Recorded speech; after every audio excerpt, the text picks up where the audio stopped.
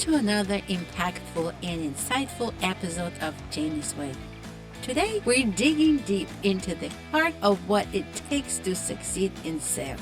Joined by seasoned expert Tom Whalen, we're unpacking the art and science behind building confidence, handling rejection, and forming genuine client relationships. From growth mindset to the unfiltered truth about rejection and success, get ready to observe actionable strategies and inspiring takeaways that redefine what it means to sell effectively and authentically.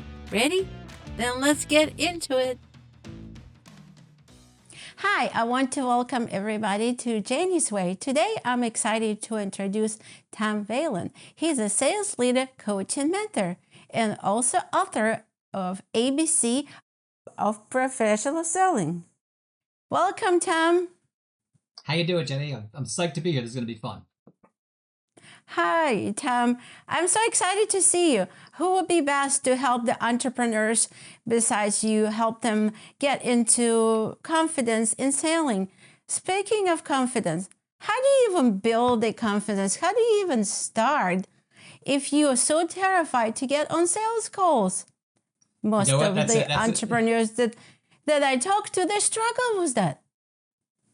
No, that's a great question. I deal with a lot of early talent. And so early in the career, similar to an entrepreneur who's kind of, a great inventor, right? They invent something wonderful and now they have to go out and sell it. That may not be in their wheelhouse. So the thing that I recommend to all folks is if you really want to sell stuff, you should develop that growth mindset, kind of become a student of the game. Read, learn what you can, and you're still probably not going to have that confidence. So then what you got to do is fake it, right? Pretend, have the courage to try, find a mentor, that kind of stuff. But it's like anything else. Everybody gets super nervous. Then once you get out there and you try, and the first time may not be so great. Second time, hopefully it'll be a little better. And then it just kind of clicks. But I think you have to have that courage to go out there and try. And if you read a lot and you try to emulate maybe a mentor, they're going to at least help you get along the right way. So that you at least have some feeling of confidence. You won't be perfect, I guarantee it. Because I still get nervous sometimes, depending on the customer, the sale, the opportunity, because, all of your eggs are in this basket, right? So that's what I'd recommend. Oh, yeah. So what's the worst case scenario? They'll get no? Well, how do you deal with the no? Well, how do you deal with rejection? Rejection. That's it's a story of my life. The story of my life. The best sales reps are the ones that get rejected the most. And I say this to our team all the time. When they come over and they say, "Oh man, I got hung up on," or "This customer really got upset," and I congratulate them. If they're just making outbound calls, or if it's something like that, I congratulate them. I said, you know what? You're going to have people that are going to be upset with you because just by the law of averages, right? So you're going to have those rejections, and that's okay. You're still going to have your birthday, I promise. You're still going to have the holidays. Your dog's still going to give you lots of licks and kisses when you get home. It's going to be okay, You just got to keep finding the other one, finding the next one. That's the best advice I can give.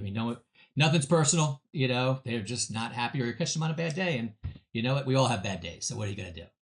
It's time to move on. And then you find another one. That's okay. That's okay. Rejection is not really a failure. It's the showing you your progress, right? You're gonna have so much. What's the percentage of rejection, like if there is such thing? Well, I'll say this. It's a lot. I'll just say if we're making outbound call, let's say just outbound cold calling as probably the most rejection ridden sales activity that we have. I mean, of every 10, if you talk to 4 people, that's wonderful. If one of the 10 are like, they'll listen to you, that's probably average. That's probably average today. And that's okay. That's okay. You have to just keep doing it, because there's lots of different ways to market and all that good stuff. But people talking to people meeting people, that's the best way there is. That's the best way there is. So it's Are you saying rejection is part of the journey of successful salespeople? Oh God, yeah. If you're not getting rejected, you're not selling a whole lot. Or maybe your uncle is your biggest customer. I don't know. but you're not It's successful if you're possible. not failing. It is possible. That is possible. It is possible. But if people aren't telling you no, you ain't selling a whole lot. I can promise you that. I can promise you that. What's the best way to deal with rejection while you on a sales call? Or say, I need to consult with my husband, wife, daughter, spouse, partner, whatever the case might be. What do you tell them? How do you you keep Sure. smiling and tell them what? So if I'm getting an objection like that, like, oh, I need to get an approval from my boss or my spouse or whatever, one of the things I said, okay, that sounds wonderful. So let me ask you this then. I understand that you want to, get buy-in from everybody, but what do you think? What are you going to tell them when you talk to your boss, when you talk to your spouse? How are you going to present it? What are you going to tell them? And I want to hear what they're going to say. Now, hopefully they're honest and say, well, you know what? I really love it. I just want to get my boss to rubber stamp it. Wonderful. Or if at that point they're like, well, I don't like this, or this could be better. Well, that gives me an opportunity to address that at that time. So we can have more meaningful discussion about the problem that might be, or the question or the objection that they do have. So that's usually what I do in that situation. But rejections come in all different flavors. There's more rejection flavors than there is ice cream for sure. I can tell you that. Yeah, what's the biggest one? It's too expensive. Wow. That's number one. How do you deal with that? Too expensive. Sure. So one of the questions that I'll say is if someone's like, oh my gosh, it's too high. I'll always say, okay, well, high compared to what? What are you comparing us to?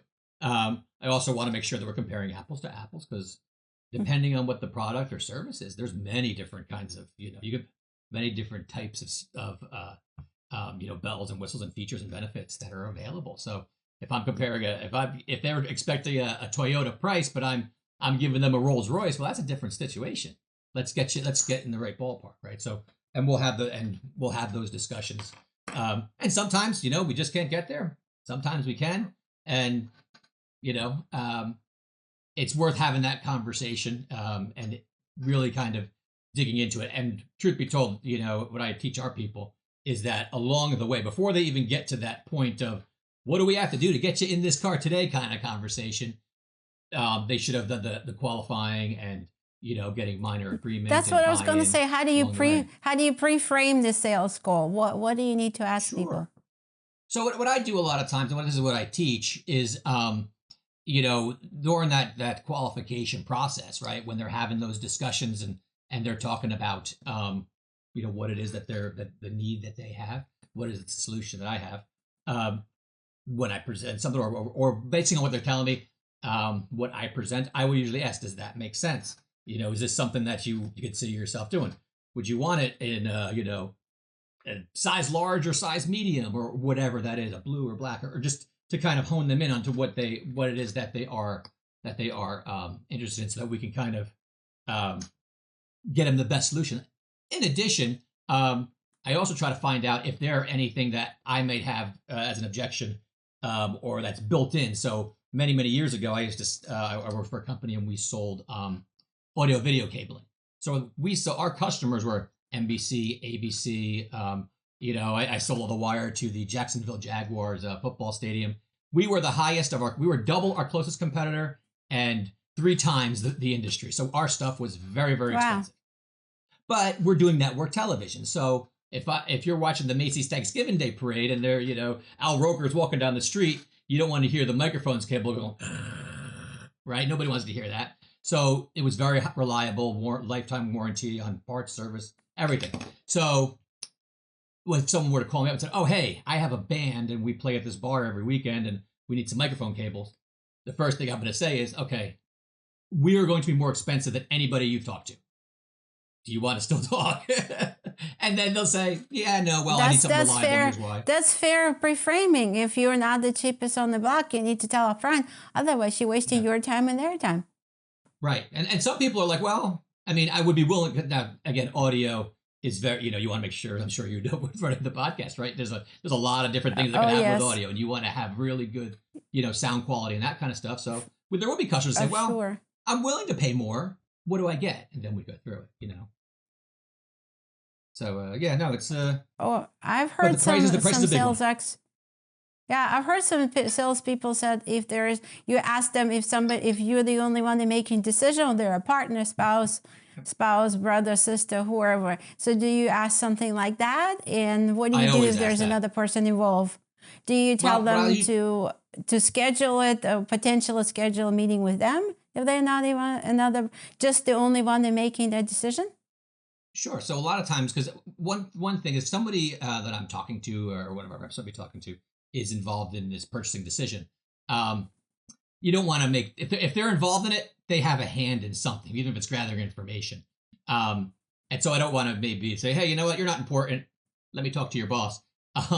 What I'll say to them is, okay, who other than yourself will be involved in this decision? Other than, some of the things that may have talked about already, which might be, I don't know, delivery times, pricing, whatever. Are there any other items that we should probably sit down and discuss as well? And I kind of get an understanding of what might be important and who else is involved. And if they tell me, then we can have that. Then we say, okay, great. My thing is, if we're talking at that point, I would love to get it all done right then. So if it works, I would love to say, well, if Mr. or Mrs. Big is available, could we get them on the phone now, or could we schedule something maybe this afternoon? And then either we could get, or we get them on the phone at a later time, or we meet them at a later time, and then we go through it. And I do try to find out as well. It's like what's important to them. That's why I'm saying, okay, well, other things we talked about, what else might be, what else is probably something that would appeal, to your organization, to your manager, boss, purchasing person, whomever. A lot of times, though, the person who's like, again, it depends on the organization, and it's all different flavors. But the person who's usually collecting the information 9 times out of 10 they have some kind of hand in it, even if they're not the ones that actually sign it. They're probably drawing it together, finding what it is they need, and their boss is either rubber stamping it, or they're collecting the information and giving it to the boss and say, okay, this is what it is, or a committee in some cases. Like you said earlier, how they're going to present that information to the person that is also making decision, or is the one that making decision. Right. I want to make sure that if ideally I can be a part of that process, and if I can't, or if there's other discussions going on, I want to make sure the person I'm talking to is my champion, that they are my advocate, because I'm not going to be there the whole time, right? Because they're going to be talking about it in the hallways and the bathrooms, on text messages, and I want to make sure that I have somebody there that's advocating for me and for my product and for my company. And that's where talk about building rapport and that kind of thing. What is the best way to build rapport? Speaking of rapport. Yeah, I think the best way to build rapport, and there's a lot written about this, and you can read about it for months and years, probably. I know, and there's different opinions about building rapport. Some people say do the small talk, and some sales experts say just cut the small talk. They know you're not there for their small talk, you're there to sell. So there's controversy. How do you best to do it? What's your recommendation? And again, maybe it's my my upbringing in New Jersey. I like, again, small talk is fine, and I'm fine with that. But I like to, this is kind of what we do. This is what we can do for you. Does this sound like something you're interested in? So I try to put it all out there. Okay, cool. I try to be and you have to be trustworthy. Say what you're going to do, and then do it. There's no better way to build rapport than to be reliable. That they can trust you and be reliable. That's even the small things of, hey, I'm going to call you, today at 2:00. Call them at 2:00. That kind of thing. If you think you're going to be late, call them at 2:00. Hey, at 1:30, send them a note. I'm not going to be able to make it 2:00. 2:15, is that okay still, or should I maybe call you now, or wait till 3, or whatever that is? But being reliable and that kind of thing. But I think that's the number one way to gain trust and build rapport. But also, I think that customers are people, and it depends on the individuals, obviously. But I think they know that I sell stuff, that I'm talking to them because they want to buy something, and let's start talking.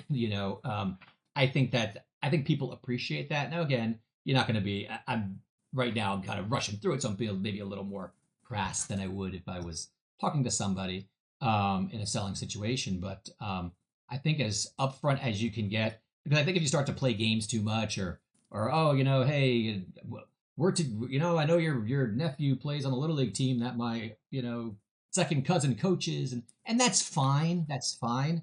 But I'd rather stand on my own merits and let them like with the product they're selling, trust that we'll be able to do a good job for them, and that what they say they're going to, they said that what they want, we'll be able to deliver, and that I'm gonna do my absolute best for them the whole stretch of the relationship. That's Mm. that's what I do. Is there any keywords that you use to build rapport? I don't know if there's anything that I sort of put in there like that makes folks go, oh yeah, that's cool. I don't particularly think that at least that I use. I find just being upfront and honest as much as I can. And I even try to, truth be told, I mean, if I'm having a good presentation, a discussion, I try to err on the side of, I'm not going to say like, oh, we stink here, but I want to give a realistic view of things. You know, this is what we can do. We're great here. We're okay here. This sort of thing we just don't do. So you And don't again, overpromise. That's the key. never, That's the key word. never. Don't. Don't overpromise. And I'll even sometimes, you know, err on the side of maybe extra underpromising. I'll give you an example. We had a customer one time who they bought a bunch of product from, they were buying a bunch of product from one of our competitors that we just didn't have. We just didn't stock it. And of this particular product we had that was like 30 SKUs or whatever, we stocked one of them. And they're like, we want to buy all this stuff from you. And I said, well, I would love to sell it all to you. I have this one right now. I said, let's focus on this one, and then we'll do that. And if that works well, we'll bring the other stuff in. And it bought the one, worked well. So, okay, now we want to buy everything from, then this was millions of dollars. So I said to the customer, I said, listen, here's what's going to happen. We're going to bring this stuff in. And I'm just going to say, we're going to bring this stock in, and just, I want to prepare you. It may not go well, because it might not. So don't be like, okay, Tom, you brought it in last week. Here's 50 orders. Boom, get them out tomorrow. I don't want that. I said, let's start small. Let's bring it in. And I kind of said, I said, understand the first maybe 2, 3, 4 orders might not work. And so I set the expectation, and it worked fine. It worked fine. But I set the expectation that, hey, it might not, because I've seen it not happen before the right way. And when you get an overzealous customer who's like, let's do everything and let's get it going. And then you have an overzealous salesperson who's like, let's make lots of commissions and let's get it going. And you have to kind of temper that. And so I would rather err on the side of, let's kind of slow walk it, do it the right way, and be meticulous and organized about it, so that we're building a long-term partnership, than for me to just gotta go full bore, make everybody upset and angry, not meet the customer's expectations, and then just waste a bunch of time and get everybody upset at me, you know? So I'd rather slow walk it. But I think setting that expectation is so important, So yeah, talking about overpromising. Setting realistic expectation on timing, exactly. Especially, right? The timing on deliverable, whether it's service or product, setting realistic expectation. I love that, because you rather under promise and over deliver than the other way around. Then you have disgruntled clients, and then you're like, I can't do anything about it. But now when you set the realistic expectation and they happen a lot smoother than you even anticipated, they're happy that, oh, it's better than what I expected. So, okay, that's a great point. And especially with like supply chain, the way it's been the last several years, probably since the pandemic, maybe even a little before. A lot of customers appreciate, well, I'll say this. If you're telling, if you're honest, and sometimes if I'm just like I'm saying, maybe you're a little over honest. You know, hey, the customer's like, I need this in 3 weeks. Well, I can get it to you in 6. They're not thrilled. However, when they come back in 5 weeks and go, hey, the guy who said they could get it to me in 3 said they can't get it to me for 4 more weeks. Can you do it in 1? I'm like, no. Now it's 6 from now, you know? But at the end of the day, nobody can say that, hey, you weren't honest with me. And that's the most important thing. I think over the years, and the sales profession in general has gotten a lot better about it. But I think for many, many years, and I'm sure in certain industries, certain pockets of the world, there's still a reputation of a salesperson, you know, maybe not being totally honest or you know, not just disclosing everything that as they should and that sort of thing. And that just hurts that just hurts the person and the company, hurts the industry, the profession. And so I would much rather be honest to a degree of, hey, this is what I can do. maybe I could do this, might not, whatever it is, but just being as totally honest as possible. Customers may not appreciate it at that moment when you're saying, I can't do this. Here's what I can do. But they will appreciate you being honest once you get it what they need, or when they find out that, you know, the other person can't do it or whatever. Honesty is definitely appreciated, maybe just not at that moment, you know, which is, you know, the nature of the beast. Maybe not in that moment because they expected something sooner. Right. So, Tom, do you do any pre-sales rituals or mental exercises that help you get on that sales call or get into that sales meeting to feel more confident?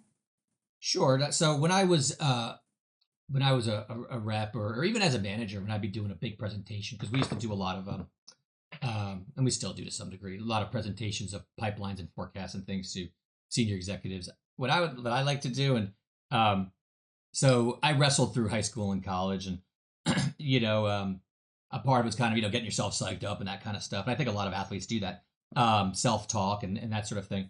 So I like to watch, you know, whether it's a YouTube video or listen to some uplifting music or something to kind of get my head in the game. The one thing, and again, I grew up, you know, talk about growing up in New Jersey and living outside Philadelphia for the last 12 years. You know, I had, I'd put on like the Rocky montage from, you know, one of the Rocky films, and he's, you know, the training montage, and he's like, you know, running down Market Street and all that, and just trying to get your head excited, because at the end of the day, you know, how you deliver your presentation and how you go into it, you need to have confidence, and you have to, you know, even if you think like, man, I don't know if this is going to go well, or they're going to eat me alive in there, it doesn't matter at that point. You're there, so you got to perform, right? And so that's what you have to do. You got to put your best foot forward and just go right through it. And so no matter how you're feeling at that point, it doesn't matter. You just have to go. And I think you do that so much better with a good attitude and a feeling of confidence, even if that feeling of confidence is manufactured. And that's okay, because we all get scared. We all get nervous. And if we spend too much time thinking about what can go wrong, it's all going to go wrong. It happens all the time. Yeah. It becomes a self-fulfilling prophecy, you know? So that's what I do. That's what I do. So you kind of do self-confidence affirmation, or listen to uplifting music, or listen to something on YouTube about confidence, which people can listen now. Once your interview will come out, that could be their go-to. I hope so. Building confidence. You can do it. You can do it. You can do it. You can do it, and maybe jump up and down to build up, to grab that energy, build up the energy and confidence. I heard people say jump up and down, or do a couple of some guys emotion. Like motion. Some guys do a couple of push-ups. I've heard whatever you figure out works for you. Try different things. Wouldn't you say? Try different things to pump you up. And say, walking in that room or on that call with the confidence, knowing like you're doing the best you can, and just go with that. And then, how do you feel knowledge of the product and or services relates to that confidence? Yeah, I mean, again, if you've been with an organization for a while and you're super familiar with the industry and the products and what is yourself, you're going to have a sense easier, right? Of that kind of it will be. But in the same token, we you know, there's plenty of times we'll hire folks that are early talents, and we're not putting them on the phone like, this is our biggest customer, so go get them. But even a smaller customer or a new customer or someone that doesn't buy from us, it still can create a lot of anxiety if you're new, and that's okay. We do, I think, a relatively good job of having mentors and things like that available to help new folks. But in addition, I tell our salespeople all the time, it's okay to like not know stuff. Like, you know, our organization sells, I don't even know how many, 50,000 different SKUs of products. How do you recommend them to deal with that? Do you tell them, I don't have an answer now, but I can get back with you? You're not going to teach them to make up stuff, correct? No. Right, exactly what you're saying. Hey, listen, I want to help you out, but the last thing I want to do is tell you something that's not correct, or I just don't understand. So I can do one or two things. I can sit here and make it up, or if you can give me a little bit of time, I can get it back to you. And customers people appreciate that answer, right? Oh yeah, because they understand maybe you don't have to know everything, but you will do your best to have the right answer for them. Exactly. And it's especially today with, things are changing so fast, as well as, and evolving. There's, oh, does your product do this? Oh, I didn't know that. I mean, even today, like I've been doing this I've been at the same company I'm at for 15 years and in this industry for solid 20. And there's things every day that come through and I'm like, wow, that's a new one on me. Okay, well, let's do this. Tell me again what you're looking for specifically. What do you want it to do? And what did you see someone else do? All right, let me take a look at it. Let's see what we can do.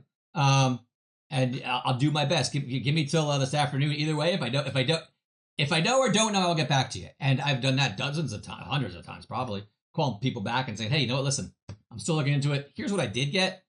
There was those 3 things you wanted.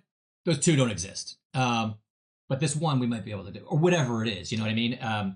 Because things change constantly. And someone sees something on TV and they're like, oh wow, they can do this. That's great. Let's do it. Okay, yeah, that could do that, but it's like $50,000 more. I don't want that. Okay, whatever it is, I'm making that up. But I think customers are very okay with as long as you're setting an expectation, being honest, getting back to them when you say you're going to. And that is like, if there's one thing that's probably so important to being a sales professional, is doing what you say you're going to do.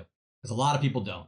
And if, I'd say to folks all the time, think about, and this happens a fair amount, hopefully, it hasn't happened to me in a while since I moved to Virginia, so I'm hoping that maybe it's just different. But you have the person goes, oh, I'm going to fix the repair on your lawn, or we're going to repair the pipes, or we're going to bring the electrician's going to come out. What time are you going to be there? Okay, cool. Between 1 and 5. Wonderful. And they never show up, never call. Right? I mean, it's like, wow. Oh my God, just show up or call. If you do that, and even if you say, hey, things have changed, I can't make it today. I can come earlier. I can come later. I can't make it, but I'm sending one of my colleagues. Whatever it is, just perform on what it is that you said you're going to do, and that it will. I know it seems like a small thing, and in essence, it should be, but it doesn't happen as much as it should. I think people are getting better about it now, but it doesn't happen as much as it should. So that alone will take you far, which seems kind of weird, but it's true. That's interesting. And tell your potential client customers that you don't have a necessarily answer right now, but you will figure out, get back with them. That's okay too. Instead of sitting there looking confused. Right. So if anybody can learn just anything from this conversation, do what you said you're going to do. Don't over. And that's not even a sales thing. That's like a life thing. That's like. That's a life thing. That's a life thing. Say that to your kids. Say that to your wife. Say that to your boss. Say that to your whoever. Correct. It's just not even sales. That's a great point. That's the life thing. Yeah. That's your qualities. What other qualities best to have for salespeople that you're looking for in the new hires? Like they've never done sales. Yeah. You're probably looking for certain qualities. Yeah, and here's the thing. Yes, you're right. Because when I'm hiring, sometimes because we do we have a very good internship program, and we will hire first-time sales professionals. And truth be told, I like, and don't get me wrong, I will hire people with experience, and we have several people we brought in with industry experience and sales experience, all this stuff. But I do like having some young talent in there because they're excited, they're willing to learn, right? So I definitely want to hire somebody who's got that, I want to learn, I want to be successful. They have that drive, that desire, and they're excited because a lot of times, I mean, a person fresh out of school or maybe they're getting their first sales job, they're pumped, they're ready to go. Whereas sometimes somebody with who's been doing, old road dog in this industry for 25 years, I've seen it all, done it all. They may not have that fire in their belly, which is okay too. I mean, depending what you're hiring for and that kind of stuff, those people probably fit in good too. But what I'm looking for is someone who wants to learn, somebody who's not afraid to try. That's a big one. Someone who's not afraid to take direction, because today there's so much information available, right? So you have to listen to Tom. Yeah, Whalen. what is the right way? Yeah, what is the right way? Well, if you have internship, then you have systems in place. So whatever you're teaching, they take direction. Yeah. Yeah, take direction and listen, because I mean today we have folks, there's so much information available. They don't have to listen to me. They can go read a book from some, the number one sales guy at Chrysler for the last 30 years, and who's going to tell you how to sell better than Tom Whalen, right? Maybe, but I know this, and this works, and and And I say to our new hires all the time, I'm like, we're going to show you how to do it. And then as you learn, your knowledge of this stuff's going to go way beyond what I do because I don't touch it every day. And that's okay. Then you can start to put your own stuff in it. But right now, basic blocking and tackling. I say the layup in basketball, it's not a very fancy move. They use it at the grade school level. They use it in the pros because it works. It's simple and it works. That's going to work no matter what. So the basic building blocks are going to work. Do the basic building blocks. Then you can get fancy. You can do the over the head slam and all that stuff. You can worry about that then. Right now, just focus on the layups. Focus on your foul shots, that kind of thing. Get the basics down. And so that's what I'm looking for. Folks that want to learn, that can take direction, that are excited and happy to be there. I also love hiring, this is going to sound a little weird, but I do like it. Reps that may have tried selling someplace else and had mild or minimum success and failed, and we're like, man, this is horrible. And I always ask them, how are you trained? What do they do? What did they show you? And a lot of times those folks just weren't trained. And that, I remember we hired a guy one time selling insurance, and he was selling in really bad neighborhoods, and he didn't have a lot of training, and he did make some sales, but he had to buy his own leads and use his own gas and all this stuff. And I'm like, well, what if we gave you the leads? Would you be okay? He's like, I love it. He's like, I love it. He was so happy just to get people to call and to go after. I was like, you know what? I can give you that. And he ended up being a superstar for us because we invested in him where I guess his other company didn't, and he appreciated that. And it's that gratitude of like, you know what? I appreciate your spending time with me, trying to make me better. And then I'm going to do, what I need to do for you. Those are the folks that make great hires. And, and I love hiring people like that. I really do. Oh, like you said, it's all interrelated. Gratitude is an amazing skills and daily task to do, no matter where you're at, whether you're a salesperson or just appreciate everything you have every day. Yeah, no, 100%. Tom, I always hear listening is one of the best skill in sales, but overall in life. So how would you advise mastering art of listening during sales conversation? Because it's difficult. You're so excited to sell and you may be pumped asking the questions, but if you don't listen, you don't know what your potential clients might need, or you don't even know maybe you are the best solution for them or not. How do you master the art of listening? Right. And so again, I'm a salesperson by nature, I guess. And as salespeople, we just talk too much. It's like an industry thing. We'll run our mouth as much as we can, right? It's just what we do. Let me tell you about everything. So it's difficult to listen. Right. And so you have to be cognizant of it, okay? You have to be able to, you'd have to know that, okay? So what I tell reps all the time is like, you should be talking at least a minimum of half of the time of 100% of the conversation. At least half you should be listening, if not 60 or 70% listening. So when you're asking that question, whatever that question is, you're taking copious notes. I also will say, folks don't like to be like, again, depending on the customer, nobody wants to be like drilled or interrogated. It's like question, right? So maybe it's a question. They answer, oh, that's pretty good. Let me write that down. So wait, maybe put a little follow-up. Oh, so what you're saying is Tuesday's a better day than Wednesday because your warehouse closes down Monday night. Does that make sense? Oh yeah, okay, makes sense. And put a couple follow-ups in there. But you have to be cognizant of it. Because again, as a salesperson, we talk too much, and then God forbid, good thing, I'd like to think, you get a positive stimulus, right? The customer goes, oh, you guys could do that? Well, that's pretty cool. And then you go, yeah, it's the best. And you just got to give them all this information, right? Which is hard. It's hard. You have to be cognizant of it. So it's like, yeah, no, it's a very good program. But let me ask you this. How would you see that fitting into your business? And let them talk, right? Let them talk and then just take copious notes. And then what I like to do too, to make sure that I kind of caught everything, is when I'm done, I'll write down notes in my chicken scratch. And most times I can read it. Sometimes if I can't, but regardless, I will confirm with them. I'll say, okay, so basically you said you wanted 1, 2, 3, 4. I wrote this down, whatever. Does that sound right? And let them say yes, no, maybe. Oh, open-ended questions and summarizing, clarifying and summarizing. Yeah. Exactly. No, is there such a thing as overselling? Yes, there is. Yeah, there is. There is. I cannot tell you how many times I've heard salespeople, customers basically, if I'm like listening to sales calls or, that kind of thing, doing like sales autopsies or something. Hear reps go right past the sale where the customer's basically begging, saying, okay, let's do it. And the salesperson's still talking because they haven't gotten all their words out yet. They haven't gotten we got a value prop that's got 75 points and I only got to 30. You got to sit there for 40 more, right? We don't so there is overselling. You have to be able to, and we do train this in the training class I do, is kind of the art and the science, right? The science is like what to say, how to say, questions you ask, how to kind of guide the conversation. And then the art is when do you use the pieces to your technique?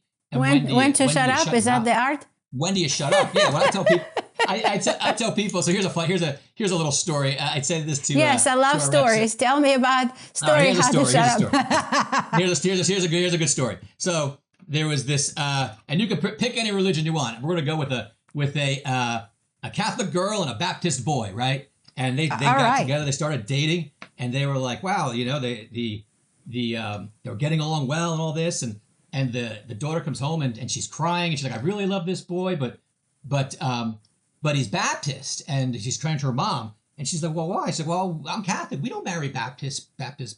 She's like, well, what if we do this? What if we kind of get him into some instruction? We're going to go into Sunday school. We'll get him some Catholic training on the Catholic religion. He'll convert, and you guys get married. So, okay, so they start going to church together. He like joins the youth group. He's like he's doing all the and taking the instruction, helping out at the fish fries, doing all this stuff. A couple weeks go by, comes home, and the daughter's screaming, crying, upset. She's like, we're not getting married. Mom goes, what's the matter? She's like, what's the problem? She's like, we're not getting married. We're not getting married.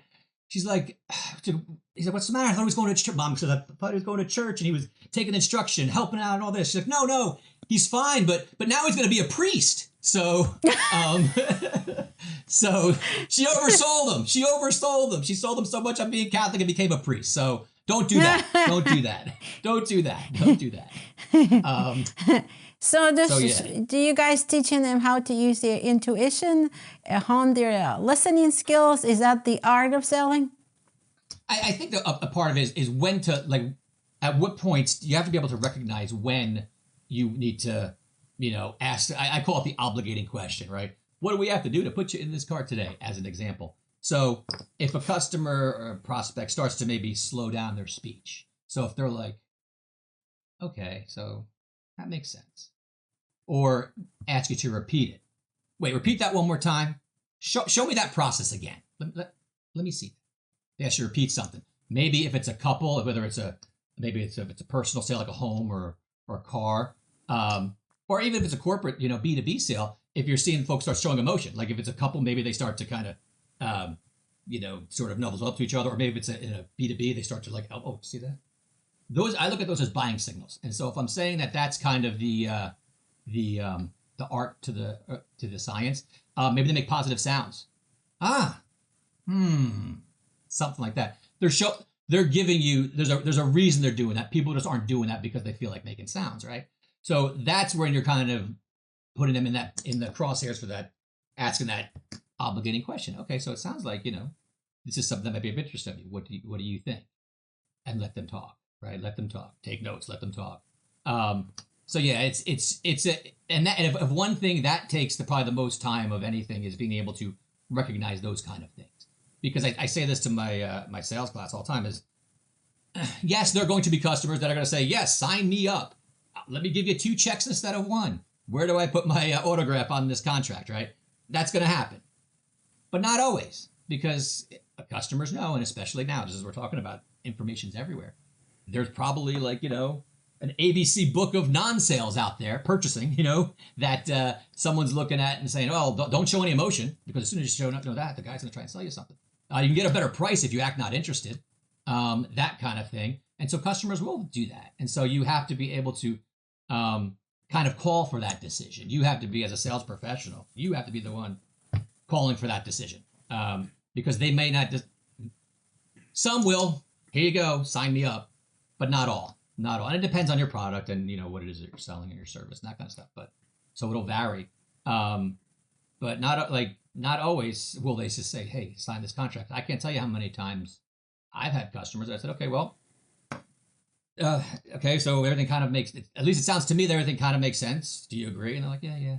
All right, cool. So do you have a purchase order today? Do you have a purchase order or you want to use today's date? What works best for you? And they're like, I'll just use today's date. Perfect. Boom. Done. If I didn't say that and I said, okay, well, call me when you're ready. And then the next guy comes behind me and says, what's your purchase order? He gets the order, item this out, that kind of thing, So, yeah. I hope that answers the question. So the key is there to recognize nonverbal and verbal signs of readiness. And you feel like that's come with experience, right? That's the one thing I'll say, because we can get reps trained up and good to go very quickly. At least I think I can. But that's the hardest part because that does take experience. And to your point earlier, it takes confidence because you might, well, I'm new. I don't know. This guy's been doing this for 30 years, this purchasing agent, and I don't know. That could happen. That could very well happen. But I think, you start to get some success under your belt. And you have, I got something to say, I've probably said a couple of times now, but having the courage to try. Because because people don't sometimes. Isn't that the same in everywhere? Having the courage to try, no matter what you do, what you start, whether you start a new career, a new business, or any invention as an entrepreneur, is having the courage to try. Yeah. Just try. Because, we all hate to fail. We all hate to it's going to happen. We're all going to make mistakes. Even when you're doing Isn't things a failure? great, Failure is a feedback, not a failure. At least you try. But I've never heard that one before. I'm going to write that one down. Failure's a feedback. That's good. I like that. Yeah, I like that. Yes. That's great. So one more thing. What are your thoughts on scripts? Like you guys probably using scripts, and I've heard many salespeople get trained by memorizing or having the scripts in front of them. And I heard other funny stories, like somebody will reply, and oh my God, it's not on the script. Especially the new salespeople. What do I do? Yeah. What are your thoughts on scripts, and how do you guys utilize the scripts? I'll say this: I am a fan of scripts. Okay, I like scripts. Oh, you are. Okay, tell me why. I am, but I'll tell you why. So I am not a fan of somebody reading a script. I am not when we watch TV, and again, I'm a big movie fan. I love watching movies. When we're done here, I'm probably going to go downstairs and watch a Halloween movie or something because I love watching the Christmas movies, the Halloween movies, all that stuff. But all those movies, guess what? They had script. All of them. And I'm watching these things and I'm like, my God, I'm like crying and stuff and some of them getting all emotional. And it's a script, right? So I'm not saying you have to memorize it as well as an actor or an actress. However, I will say, especially if you're selling over the phone, having a script in front of you, it kind of keeps you on pace. It kind of understands where you should go, where you shouldn't go. I mean, I don't make as many cold calls as I once did, obviously, but I will sometimes. And when I do, I use a script. Because I want to make sure I'm hitting the Is it only for demonstrational purpose while you're teaching right now, or you do some sales calls? I don't do it. I'll be honest, at this point in my career, I get involved when there's a problem primarily, or if we're doing a blitz or something, maybe I'll make some calls and that kind of thing. But it doesn't happen as much as I used to. Because so you're still using scripts yourself? Yeah, we give our reps scripts, and what we want them to do is to, obviously become familiar with them. But what I tell folks is, like in my training class, I have them write out 4 lines of a call script. Just give me 4 lines and a couple questions that you think you need to find out. You should have that in front of you because why not? Why go off your hip? So what would be the very first 2 questions you would say in the script, the most important? Well, again, if it's just a straight up cold call, and this is just, if I was doing it, what I would say is, Mr. Customer, I sell this product. I understand that you buy this product. Is that correct?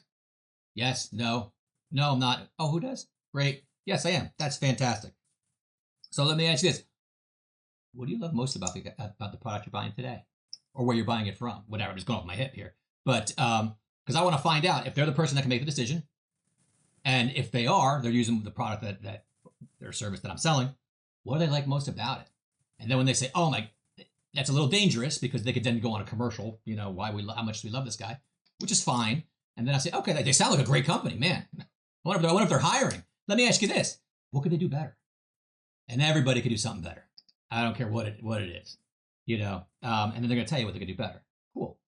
Well, if we were able to find something that might be, be able to help that part that gets better, would you be interested in at least having a conversation? I'll let them answer, see what they say. That's what I would do. That's not super fancy, open-ended question. And again, depending on what it is that I'm selling at that point, whether it's a specific product, maybe it's a different service, maybe it's an add-on or something. It might tweak one way or the other. But I find simple is better because I think if you get too fancy, people are just like, "What are you doing? Like, I don't have time for this." Let me show you how to put make millions of dollars by tomorrow. And people are like, I don't want to. I don't want to do that. So how do you help yourself? How do you help your new trainee to sound unscripted with the script? Do you do role playing? We do some role plays. Also, what we do is when we start them out, we give them either accounts or stuff that's that either stop buying or don't buy, or maybe and I'll be honest, this is one of my secret. This is like my secret sauce, and I'll give it right now for free. So I like to have our brand new hires make collection calls, and that's a hard call to make. It is. And wow. And they're salespeople, so they're still asking for money. But here's the thing: it's a tough call. You owe us money, pay us. I mean, obviously, I'm kind of joking, but it's still it's a and they're gonna hear a whole bunch of reasons why they're not paying. Oh well, this didn't work, or the bill didn't come in time, and so what it's gonna do is gonna give them they're gonna get kind of thrown into the fire really quick, and guess what? Now when they make like they do that for a couple of weeks. Now when they're making a call saying, "Hey, we got this great product that can help you make your life easier, make your business run better, save you money, hang the moon, whatever it is." Seem easier for them, right? It's not hard. They're not screaming at you. They're not like, "You guys promised me this, and blah blah. You billed me and you shouldn't have," or whatever it is. I don't know. I'm making that up, but So that's what I like to do because they kind of cut their teeth, and nothing's worse than that, and especially when they're new because there's not a whole lot of ways it can go. Send us the money. Like, yes, it can go off because, well, there's a problem here, or that has to be fixed, or this was billed incorrectly, or you didn't apply this check, or whatever. Yeah, there's some of that, but it's pretty straightforward. It's pretty straightforward in that aspect. So, so you're throwing them into the fire. So now, a lot of people come on Geni's Way, tell their secret sauce. That's why I have my podcast. Everybody want to give you value, so you can be best in any area of your entrepreneurship and business owner, and even people that like I said before we got on camera, that whatever we talk about on Geni's Way, it's really good for life overall, not just entrepreneurship and business owning friends that you can.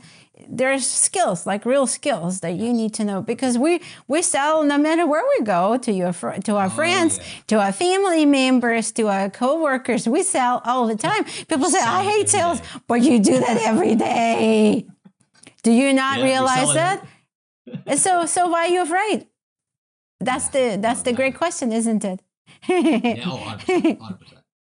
Throwing them into the fire and see if they can swim. That's how I learned to swim. I would just throw it into the water. I was afraid. And guess what? Love it now. That's how it works.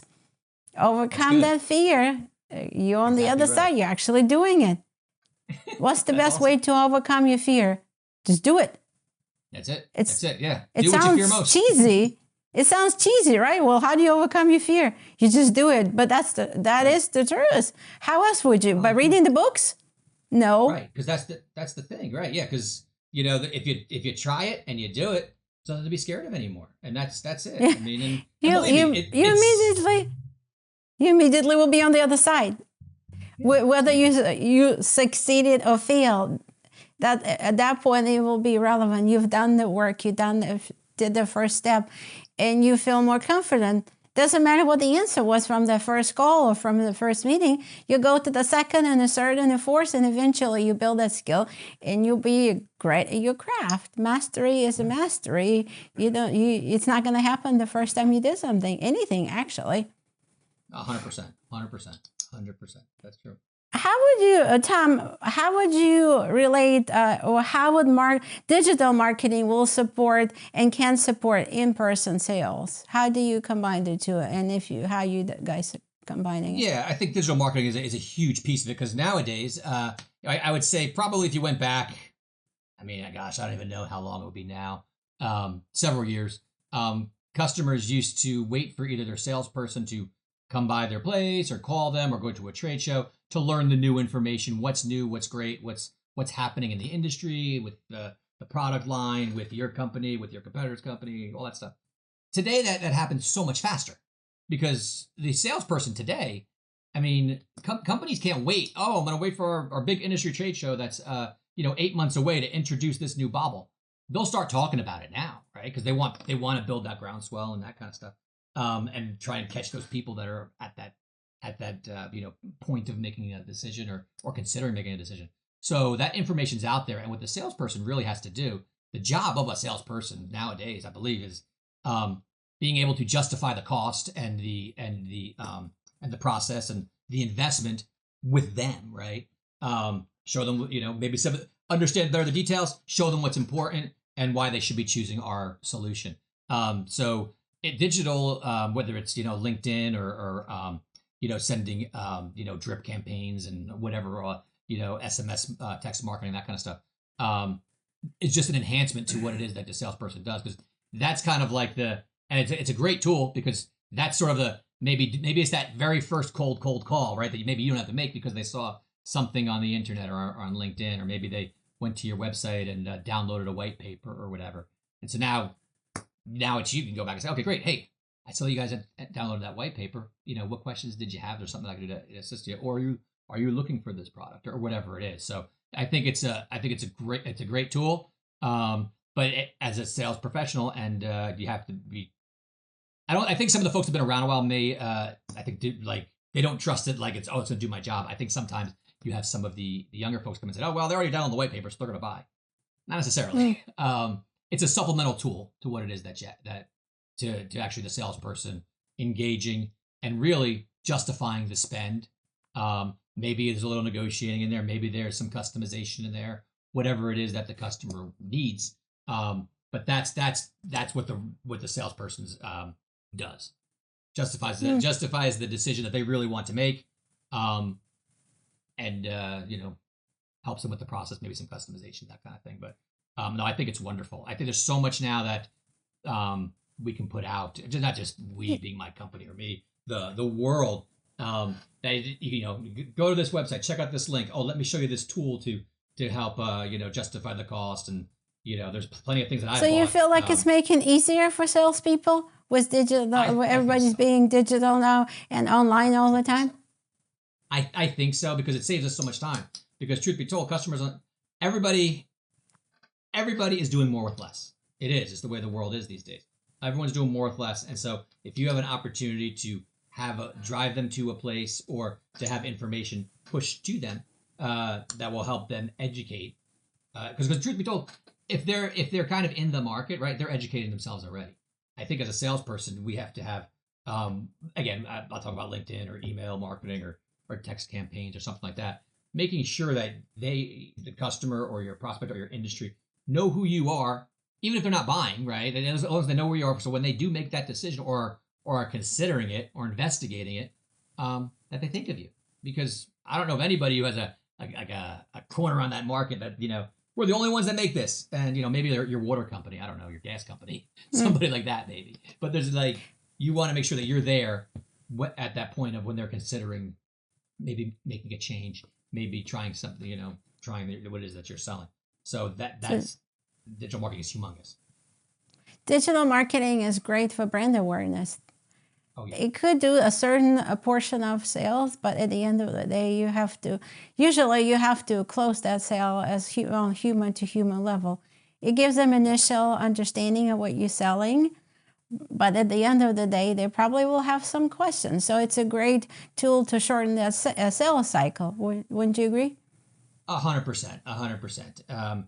That's, the salesperson needs to help the customer justify that decision.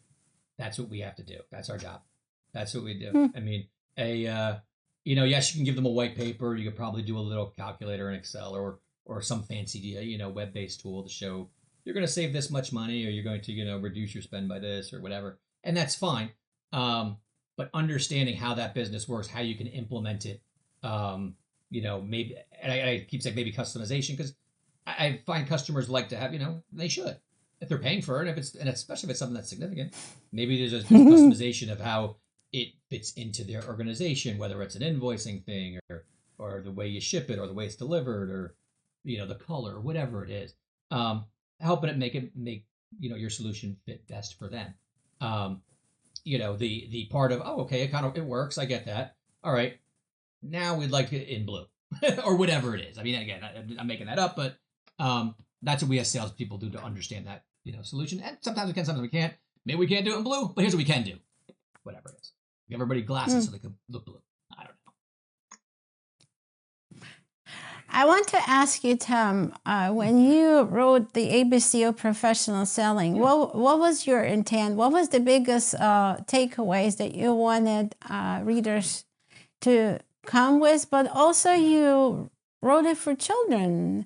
But at the same time, the techniques could be used for people that's just starting in sales.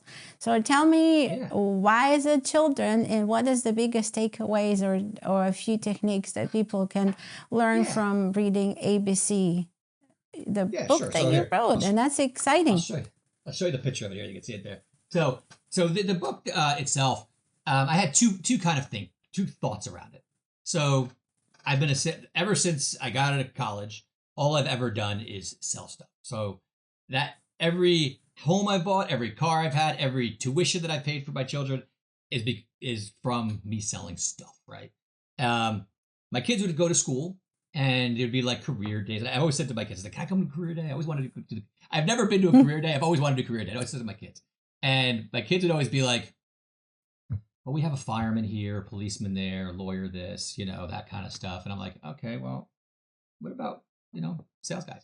I'm like, nobody really cares about that. So I wanted to do something for kids to kind of be able to, number one, their kids to understand, like, well, what does he do all day? Like my kids would know that I'd be on the, the phones taking calls sometimes at night. I'd be going to trade shows or on a plane going to customer events and things, customer meetings. So they know that. So I wanted to make something that was easy to kind of with pictures and things like that, and make it like so it was entertaining. And it's I'm while I don't know for sure, it may be one of the only few sales poetry books out there. So that was number one. That was the first one, was to kind of get kind of bridge that gap between a successful dad or mom who's out there selling, and then their kids' understanding of what it is that they do. So that was number one. But number two, and maybe even probably more so, because some of the concepts in here, talk about value and tracking your results. You think difficult to understand for kids, maybe, right? Maybe. So I figured they could have, I'd say with the kid and the parent have a nice conversation about what it is and that kind of stuff. So that's one part. But probably the second part that was probably more, I think, more in tune with where I was kind of going with it was, since we do a lot of early talent hiring, there are some key fundamental concepts in here that, like there's this one for R, like asking for referrals and building relationships. Okay. Those are good concepts. Yeah. People are afraid to ask for what they want, and they really do. And what happens if you ask, what's the worst case scenario? You get no? Well, out of 10, you probably will get at least half. I don't know, something like this, possibly. Right. Yeah. Maybe. Yeah. You'll get, if you ask for 10, you get 1 or 2. God bless. That's better than you would have before. But my thinking was, if for an early sales rep, because like myself, I didn't have an intention of going into sales. I just kind of got into sales. And I think there's a lot, while the industry itself has kind of changed, and there's a lot of people that aspire to be sales reps. But when we get that first sales job, there's so much to learn that we've been talking about. So in here are some very key what's concepts. The biggest fundamentals? Like ask for referrals. What else you said? Well, there's a bunch in here about asking for referrals, overcoming objections, prospecting, all that kind of good stuff. But like my thinking was if I gave new people kind of a few blurbs and a little poetry, made it kind of interesting and colorful. It's a colorful book with lots of pictures. That they would say, you know what? Referrals. Yeah, I can close business faster. Well, there's a whole world out there, a library or whatever in Google. Let me go and research. How can I get lots of referrals? So I'm hoping that it will spark the knowledge or give a little point for maybe someone who's new in sales to say, you know what? Let me dig in. Let me develop that growth mindset. Let me go look up more how to get referrals or how to build more value. How do I create excitement with my customers, right? How do I do that? How do I get them to love it? How do I do that? How do I stir that emotion up? Like that kind of thing, so that the new rep might say, okay, you know what? This is a cool concept. I want to learn more. Because could I sit there and write this everything I know and all that, and I'm sure I could, but there's other people that have written a whole lot more about it and probably say it better than me. So if I can give them enough to spark their memory or spark their mind, say, I want to research that, and this is a cool picture, and this is kind of nice. I figure people could give it to their friends or family as gifts or something. So that's kind of that was sort of the thing. It's like for kind of bridge the gap with the children and the parents, but then also to get that new salesperson to say, you know what? This is kind of cool. Maybe I should look more into that because I got a little taste of it here, and that seems a good idea. Let me learn about it, and then start their real true sales education. Because as a salesperson, you need to continually be educating yourself. I think anything, if you're any piece of anything. Yeah, but any professions, you can have to continue to stay on current things that are going on. Like especially nowadays with all the technology and AI, if you don't stay current, you're going to be so behind that curve, you will never catch up. So continuous learning. I like that your idea was to kind of start exposing children to concept of selling, which is really not selling, it's service. Yeah. Because if you have a great product or a great service, it's your responsibility to be able to build that excitement, like you said, and for your potential clients to buy this service because they'll be better off having that service or that product than they were before. So there's how you look at it. So excitement, I like how you say you build an excitement for starting something new, learning more. That growth mindset is always going to keep you alive and excited about life. Oh, I want to learn about this. How do I do this? And there's a lot of information there. There's a good and a bad comes with it. You kind of need to figure out what's really new, what really old, who's strategist to listen to. That's a total different story for another conversation. I do want to ask you one more question. You recently started teaching 300 level college sales class. How did you get into that? That's very exciting. Speaking of excitement, I thought I'll bring that up. Like when I read about you, so you started doing it just this fall, right? In end of this year, 2024. So I thought, wow, that's exciting. How did you get to do that? And how did you put the program together and all of that? Well, what's funny, so I've been doing a sales training course for my sales team because like for years, probably 20 years, because I wanted reps, whether they came into our company and I've been doing this before the company. I've been doing it for 3 companies already. It's my own thing. So you've been training salespeople for a long time. For a long time, and because I want us, even whether they have experience or not, we have a common language, we have common techniques. Everybody knows what to do. Because when I got into sales at my first job, they gave me a single sheet of paper. This is what you do, and it clearly wasn't enough. So it's a comprehensive program. And one of my direct reports, and shout out to Tess Patterson. She was one of my reps and became one of my managers. Now she's still with our company, but she's doing something else. God bless her. But she was like, this is a great course, yada, yada. And she went to Virginia Commonwealth University to get her master's. And she was talking to one of the sales professors and said, hey, I know this guy who does this training thing. And, if you guys need teachers, he'd be interested. And then she told me, I told that you'd be interested in teaching. I said, well, maybe I would. And so they called me and they're like, hey, do you want to do this? And I'm like, I don't know, maybe. And then like, I didn't fill out any of the paperwork and stuff. And then he comes back around. They're like, hey, I thought you said you were going to do this. I said, well, do I have to like interview for it? And they're like, well, we have like questions you need to answer, and we need to do backgrounds, and if you want to teach. And I'm like, so reluctantly, I was just kind of like, all right, fine, I'll do it. and not that I didn't want to do it. It was just that, to be honest, I just didn't feel like doing you're just busy. And you had to get you out of your comfort zone. Exactly. So, but now that I'm doing it, I do thoroughly enjoy it. I love it. I took the class that I do for my sales team. And so since it's a college course, you have to at least be a sophomore level, at least be a sophomore to take it.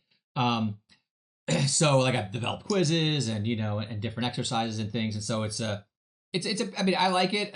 We have some folks that are, students that are working a full-time job as a salesperson, and they love it. I have some students that, are in marketing and want to learn different things, and they're very good. I have some people that are just taking it as a class and they're like, I just need the grade. I get that too, but I really do enjoy it. I'm enjoying it more than I thought I would. What do you enjoy most about it? So here's a good thing. So last week in class, we had a student. He's a foreign student, so just comes to the U.S. for school, and so he actually graduates in December. And so what he actually, as I was going through part of the course, training or whatever, the notes or whatever, lecture, and he kind of stopped. He raised his hand. He goes, listen, and he stopped me, and he goes, because I just want to say, he goes, this is real knowledge. He said, he goes, a lot of times you talk about theory and people talk about this is what should happen and this way. He goes, this is real life stuff that I could walk out here right now and use. He goes, even though I'm not selling like a product for a job, for a commission, for a bonus, for a check. He goes, if I have to get a job interview, if I'm doing for a job, if I have to, figure out what we're going to make for dinner tonight or, whatever that is. He's like, this is real life. And that was really cool. That I was like, wow. I mean, that's great. So that was really so nice. So you're teaching them how to ask questions in everyday situations. Ask questions, overcome objections. Mindset. Growth mindset. They had to do it. They had to do a paper on that. So yeah, exactly. So that's why I said valuable skills that they can take to the rest of their life. It's not just. It's a sales course. It's a sales course, but it's a life course because selling. You're doing it all the time. Like I'll say to anybody that's there, and this was an exercise we did in the class.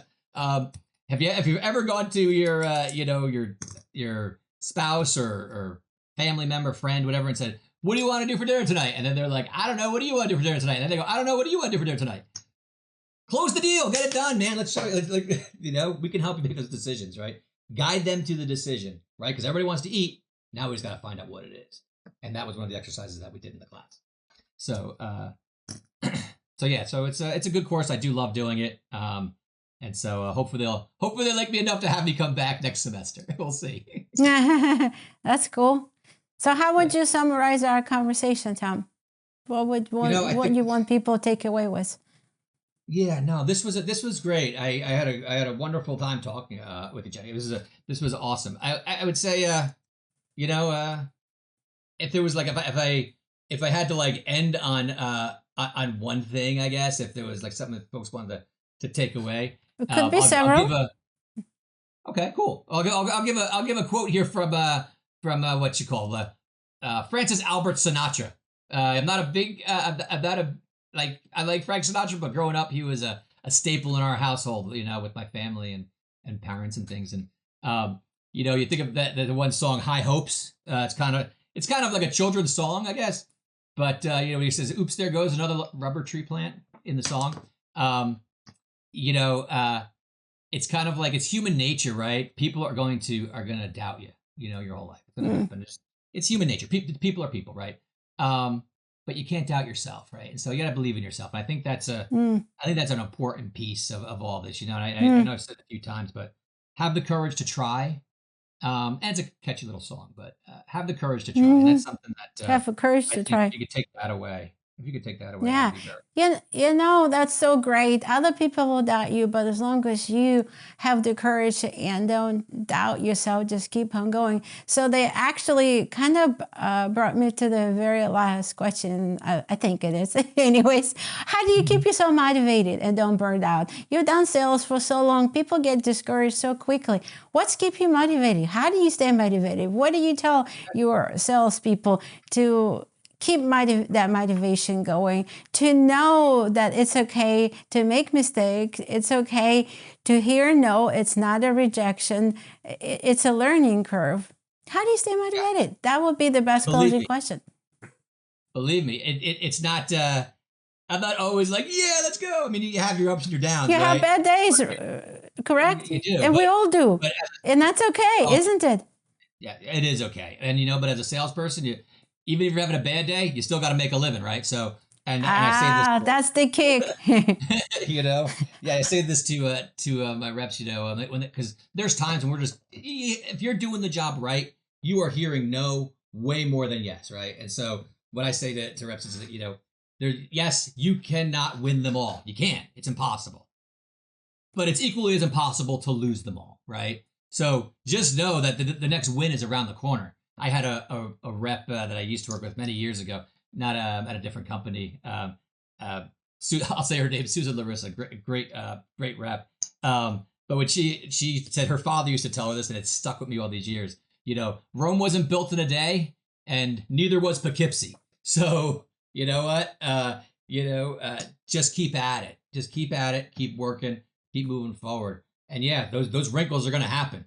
Oh, they're going to happen. And sometimes they're going to be so bad. Okay, take a deep breath, take a walk, listen to some music, go exercise, do whatever it is that you do, pet your dog, whatever it is to get your head back in the game, and then get back after it. Because you know what? The next win's right around the corner. It's coming. You can't see it. And that's the hard part, because as people, we want to know what's coming, what's happening next, what's going on. We don't know. But the only thing you can do is put yourself in a position where good luck can find you. And I guess that's what it is, that I'm waiting for that next big win. I've had plenty of losses. I'm waiting for that next big win. So I guess that's what it is. To close our conversation, if you don't keep going, you're not going to have that big win. And that's all to it. You have to keep going. Exactly right. Exactly right.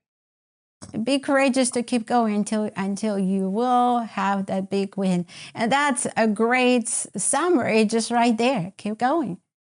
No matter how discouraged you are, no matter how frustrated you are, do the things that you mentioned, whatever works for you. Maybe petting your dog, maybe going for a walk, maybe listening to music, push-up, dancing, whatever works for you. Maybe just more water. It could be just you need more water. Good one. That's a good one. And keep going. And I had the pleasure interviewing you, Tom. And if you guys want to connect with Tom, we will have all of his links in the show notes. And as always, keep going, keep striving. Your success is just around the corner. You're just not able to see it at that moment. It's right there for you. We'll love to support you every way we can. And bye. Until next time from Geni's Way. Thank you so much. I appreciate it. Thanks for joining us on this incredible episode. Today's conversation with Tom Whalen has been packed with transformative insights on facing fears, mastering sales confidence, and from building rapport to the power of persistence. Remember, success in sales, as in life, comes from showing up, staying curious, and committing to growth. Keep tuning in for more conversations that inspire, challenge, and empower. If you found value in this conversation, don't forget to subscribe, share, and leave a review. Keep shining, keep growing, and remember, your best life is waiting to be discovered. Until next time, see you!